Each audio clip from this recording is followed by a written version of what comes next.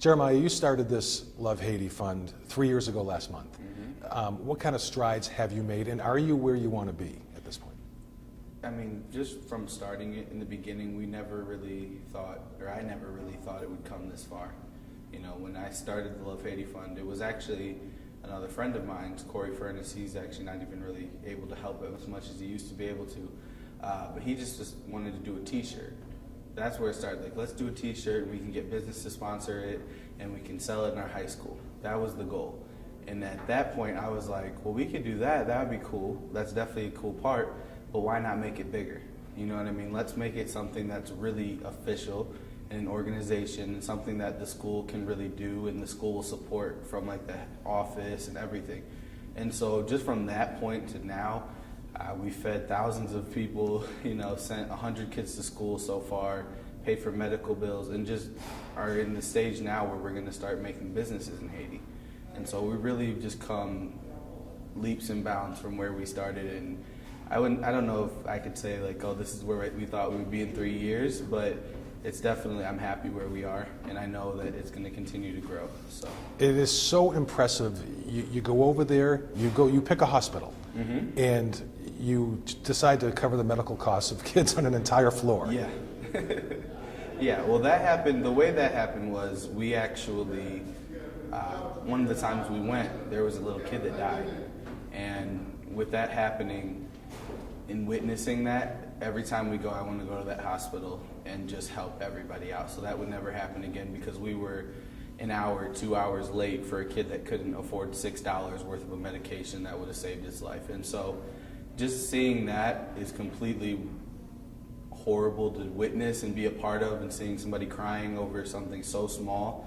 And so we just want to always go and help that floor, and just there's something about that hospital floor that is really drawing us in, and we'll always continue to go and help them out. You obviously have something inside you that propels you, but you were focused, I'm sure, at one time playing football for Westlake, and then you go to play football in college, and then you get involved in this. How much has this changed you as a person and taken you in a direction you probably never could have imagined? Yeah, for sure. Well, I played football for Avon. Wow, I'm sorry. Yeah, why? Like, Avon, no, I don't want to make the Avon wow, people mad now. Why do I keep thinking Westlake? Sorry, man, go ahead. No big deal, but just being able to use the position that I was in high school was really what propelled me to do the things in Haiti.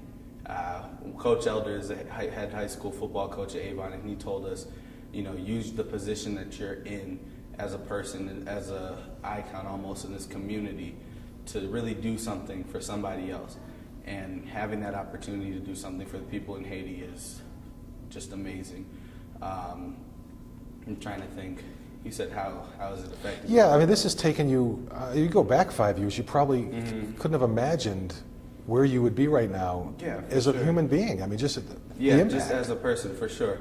I went to college in Rhode Island actually last year, and I was still continuing to do all the Love Haiti stuff.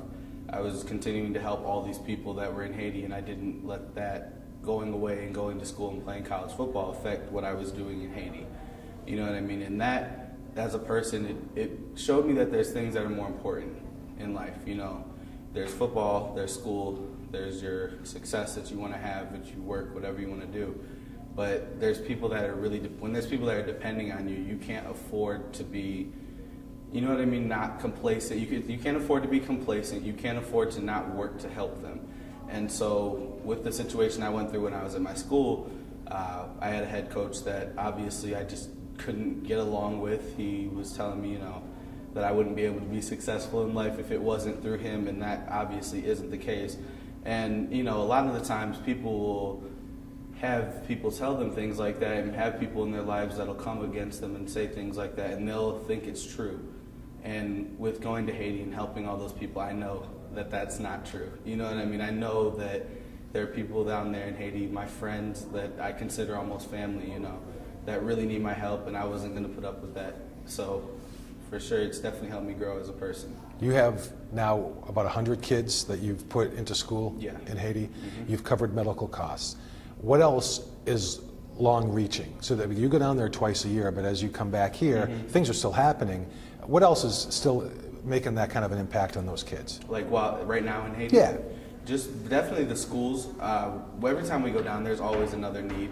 We always find something. There's never going to be anything. Well, hopefully one day we'll run out of things that we can do in Haiti. But right now, there's always going to be those needs. Actually, my mom was telling you about, we went down in January and we went to an orphanage that needs help. And it's just like, you go down there and you see these people that are so smart and they work so hard to get things done. And you can so easily put this, like, I don't know, expectation, but like a stereotype almost, that because they're poor, they're not smart or they don't work hard, which is not the case. You know, as Americans, we think that, well, we're very blessed to live in our country, but we think that our way is always the right way, and it's not the case. When we go down to Haiti, we met this woman just last time in January. She's running an orphanage with 53 kids, and they barely have any money. And they've been running now for 2 years or 3 years, and they're surviving. So she's making something out of completely nothing from the kindness of her heart. And you know what I mean? And it would be easy to go down there and be like, oh, she's not smart because she's not successful. We measure, you know, brains with money. And that's not really the way to look at it. A lot of these people down there are geniuses. They just don't have the means to really push them to where they should be. You went to Haiti on a mission. Mm-hmm. And that's why Haiti. That's what hit you and why you chose Haiti. Where do you go next? I don't mean geographically, I mean with the island. Yeah, well, with the island, we really want to start doing businesses and start businesses for people there. I looked up a stat today, and it was 275,000 people out of the 10 million people there have registered jobs. And so that means not that there's other people that have jobs there. There's cooks and, you know, cleaners and different people like that, smaller jobs, but people that have actual steady, well-paying jobs, 275,000 out of 10 million. And so I think the number was around like 36%. And we were looking it up on the way here, actually. That would be compared to America. It'd be like 113 million out of our 316 million having jobs. So you can imagine if 113 million people were the only ones that had jobs in America, how our country would look. And so we really are trying to start businesses there, from hair salons to barbershops to taxi services, just things that they could use and really start, you know, boosting the economy there and giving people in the area jobs. So that's really what we're focusing on going forward. This is serious stuff that you're doing, but you also have a little fun. Oh, yeah. Tell me about these beach parties and what that means, you know, seriously, just spiritually for sure. to these kids. Oh, for sure, man. I went down there actually last May, and I lived there by myself for 2 weeks in a village, a very poor village, and the feeling of just struggle hit me even while living there for 2 weeks. I knew I was leaving in a couple days, but I felt it. I felt I don't know if I'm going to be able to eat tomorrow. I don't know if I'm going to be able to survive today. That feeling that they go through every single day.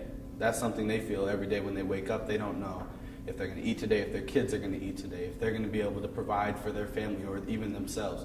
And so to give them a day where all of that is gone, that feeling is completely absent, and you can just have fun and enjoy yourself and eat and really just celebrate, you know, the hard work that you put into just surviving every day. It's priceless. It's not like I've tried to tell people, it's not something that we do as a sustainable program in Haiti. That's not what it's for. It's for giving people healing and giving people that experience of just joy, as well as empowering the Haitians, younger adult Haitians that are putting on the party. So it's just really all around great experience, and it's a lot of fun also. So Awesome. What kind of roadblocks have you had to deal with? Well, roadblocks, I mean, it just depends on which side, really. If it's in Haiti or America. In America, I always say, well, I've just kind of been thinking about it recently, and it's been like, I do this for 3 groups of people, the Love Haiti Fund for 3 people. I do it, 1, for the people in Haiti. They need it, they need the help. If I can do it, then there's no reason I shouldn't. You know what I mean? Why would I not help people, especially with the relationships I've developed there? 2, I do it for the kids in Avon that need somebody to show them that they have all the resources in the world at their fingertips, and they can do things that are bigger than what society tells them they can do. Because a lot of the times it's just, you can be an athlete, you can be a scholar, you can be this, you can be that. But with what they have at their fingertips, they have so many resources. They could do anything they want. And 3, I do it for the kids in Lorain.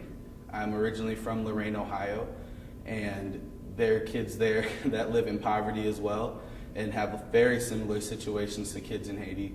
And they need somebody, because I'm from there, they need somebody to show them that there can be good to come out of Lorain.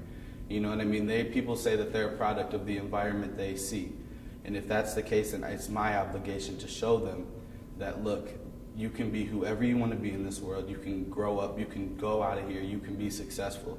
And I'll be that guy. You know what I mean? And that's kind of the driving force behind it, too. So any type of roadblocks, I always keep that in mind in those 3 groups of people. And I try to push through it as much as I can and get what needs to be done. Awesome. Anything you want to add? Love Haiti.